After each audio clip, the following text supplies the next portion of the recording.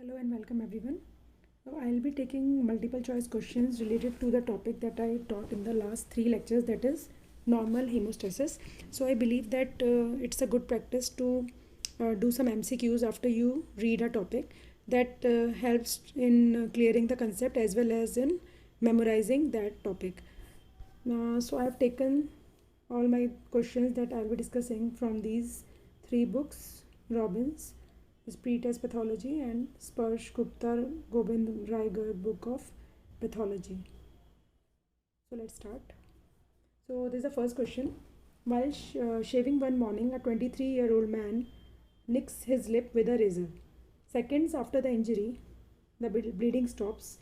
Which of the following mechanism is most likely to reduce the blood loss from a small dermal arteriole? So it says that this man nicks his lip, and then seconds after the injury means that just after the injury, that is acute onset, in the immediate phase, what mechanism will help to prevent the blood loss? So I have told you already that where first of all the primary hemostasis occurs and then secondary hemostasis occurs. So what is the initial event in the primary hemostasis? It is vasoconstriction. So this I told you in the previous lecture. Whenever there is injury to the vessel wall, first of all there is transient vasoconstriction, and after that the event of platelet adhesion, activation and aggregation takes place. So the answer here is platelet aggregation. Again, this is the image from Robbins, and it also shows the events in the hemostasis. So the first event is always vasoconstriction. So the answer of this is vasoconstriction. And let's take a look at other options. Protein C activation. This is for anticoagulation. Protein C is a anticoagulant which will inactivate factors 5 and 8. Then platelet aggregation occurs after vasoconstriction, so it is not the answer. Neutrophil chemotaxis has got nothing to do with coagulation or this hemostasis. It is a part of inflammation. Then fibrin polymerization is a part of, it is the final step in the coagulation pathway. So our answer is vasoconstriction. I hope it's clear. Now next, 12-year boy has a history of multiple soft tissue hemorrhages and acute upper airway obstruction from hematoma. So there is a hematoma formation in the neck. So there is some bleeding occurring, and due to that there is a collection of blood, that is hematoma in the neck. On physical examination, he has decreased range of motion of the large joints, particularly knees and ankles. So in the large joints there is the motion is decreased.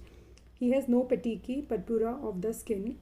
So petechiae purpura, they are characteristic for a vascular etiology of bleeding, or when the bleeding is because of some platelet disorder. So generally petechiae and purpura, they are seen, and the bleeding in the large joints is very characteristic of a coagulation defect. Now laboratory studies show normal PT, prothrombin time, while elevated partial thromboplastin time, that is PTT, and the platelet count is normal. That means that there is no platelet disorder, but markedly decreased factor 8 activity. So they have already, this is quite a straightforward question. They have already given the answer that there is decreased factor 8 activity, and because of which there is prolonged PTT. Which of the following mechanism best describe the development of this disease? So the decrease in a coagulation cascade component. So this is right, because there is prolonged PTT, and they have also given that there is decreased factor 8 activity. Now decrease in membrane phospholipid, no. Then failure of platelet aggregation, no. Platelet, there is no platelet effect. Then failure of fibrin polymerization, no. And inability to neutralize antithrombin 3, or inability of platelets to release thromboxane A2. So these are not the answer. Answer is decrease in the coagulation cascade component. Because of that the APTT is prolonged. So we know that in APTT there are two pathways, the extrinsic and intrinsic. In the intrinsic, the factors involved are factor 12, 11, 9, 8. So these are series in which the activation of these factors is taking place. Then this is the common pathway. When the common pathway factors are deficient, then both APTT and PT will be prolonged. But when these factors 12, 11, 9, 8 they are deficient, then APTT will be prolonged. If there is defect in factor 7, then PT will be prolonged. And if all these factors are if any of these factors are deficient, then PT will be prolonged, and if all these factors are deficient, then APTT will be prolonged. Basically, these factors, when they are deficient, they will result in both prolonged PT as well as APTT, while these factors are unique for APTT and this 7 is unique for PT. So the answer of this is decrease in coagulation cascade component. And whenever there is coagulation cascade component deficiency or any coagulation disorder, then that results in hematoma formation or hemarthrosis. Hemarthrosis is accumulation of the blood in the large joints, and that leads to the pain and decreased movement in those large joints. So all these clues which are given in the question, they point toward decrease in the coagulation cascade component. Again, this is a picture from Robbins, and it shows this is the intrinsic pathway. Factors involved are 12, 11, 9, 8. So in this case, factor 8 is deficient, and this condition is also known as hemophilia A. And this is the extrinsic pathway. Factors involved are factor 7, and later on the components of the common pathway, that is 10, 5, 2 and 1. Now next question is, an experiment is conducted in which the platelet function is analyzed. A substance is obtained from the dense body or delta granules of normal pooled platelets. You know, in the platelets there are two types of granules, alpha granules, delta granules. There are also lysosomal granules, but here we will talk about only two, alpha and delta granules. When this substance is added to the platelets obtained from the patient with a bleeding disorder, then no platelet aggregation occurs. That is, there is a bleeding disorder in which this granule content is added and no platelet aggregation occurs. But when this substance is added to the platelet from a normal control group, it induces the platelet aggregation. It means that that granule of the delta, that delta granule is able to cause platelet aggregation in a normal patient.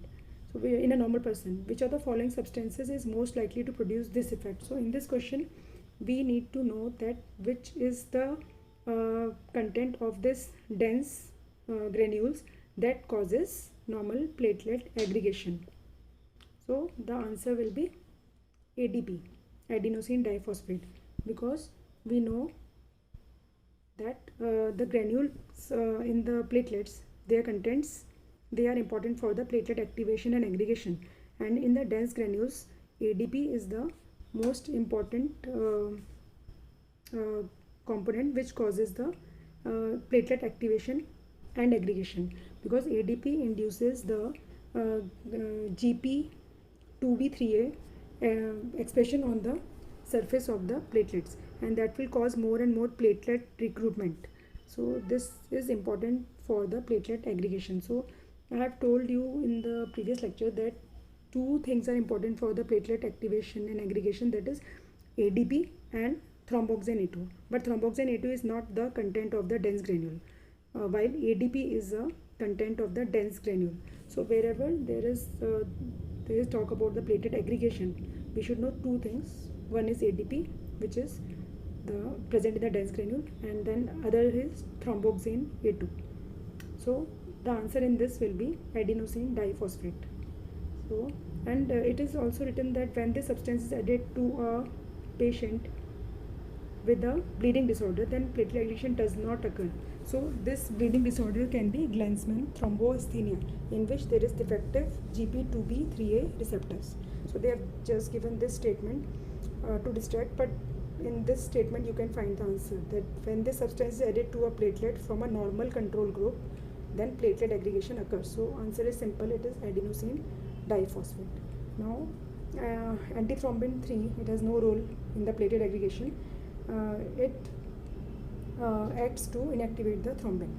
Then fibronectin, fibrinogen, plasminogen, they have no role in the platelet aggregation. Now plasminogen is used for the fibrinolysis. Plasminogen changes to plasmin. Plasmin causes fibrin to convert to FDPs, fibrin degradation products. Thromboxane A2 is also a platelet aggregator, but it is not a content of the dense granule, so it is not the answer. Then von Willebrand factor, it is also content of the alpha granules, but it does not have a role in the platelet aggregation. It has a role in the platelet adhesion. So in this way you can come to the answer, which is adenosine diphosphate. Next question is, in an experiment, thrombus formation is studied in the areas of vascular damage. After a thrombus forms in an area of vascular injury, the propagation of the thrombus to normal arteries is prevented. Researchers identify a substance that diminishes the thrombus propagation by binding to thrombin and converting it from a procoagulant to an anticoagulant, which activate protein C. So here the question is straightforward, that they want to know which is the chemical compound which converts thrombin from a procoagulant to an anticoagulant. So the answer of this is thrombomodulin. So I have told you in the previous lecture that one of the endothelial content of the endothelium is thrombomodulin, and thrombomodulin as the name suggests, it modulates the activity of thrombin. It converts thrombin from a procoagulant to an anticoagulant. When the endothelium is intact, the thrombin will act as an anticoagulant. And how it will act as an anticoagulant? It will activate the protein C. Now protein C is an anticoagulant, and it will inhibit factor 5 and 8. So this is the answer, thrombomodulin, because thrombomodulin is the chemical which is derived from endothelium, and it converts the thrombin from having an procoagulant action to an anticoagulant action. So this is the answer.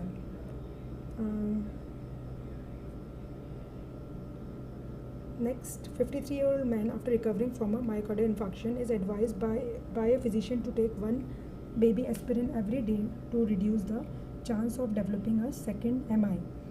The theory behind this advice is that aspirin decreases the formation of thrombus within the coronary arteries by inhibiting the platelet formation of which substance. So here straightforward they have asked the mechanism of action of aspirin. So you know that and I told you in the previous lecture that aspirin acts by inhibiting the cyclooxygenase enzyme in the platelets.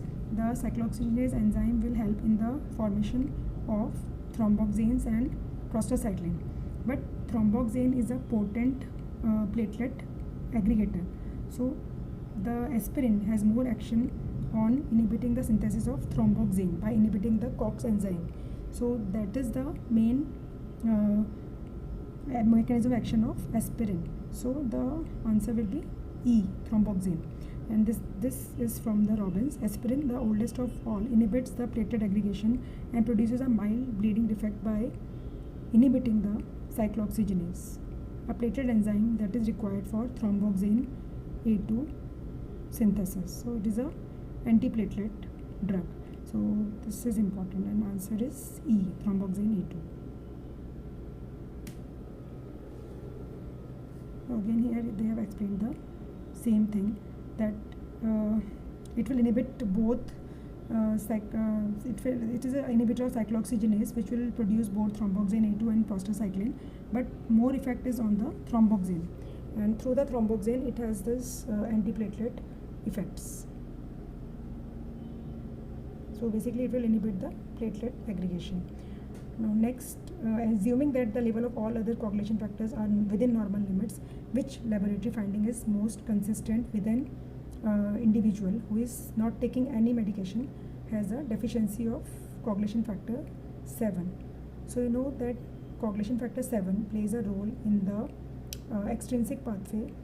So when factor 7 is deficient, so you know that the efficiency of extrinsic pathway can be assessed by the prothrombin time. So the PT will be prolonged while PTT will be normal. So answer will be A, because factor 7, it has a role in this extrinsic pathway, and while this is the intrinsic pathway. So whenever any factor is deficient here, it will cause prolonged PT, and when any of these factors is deficient, it will cause prolonged APTT. So answer is A, that PT will be prolonged and PTT will be normal.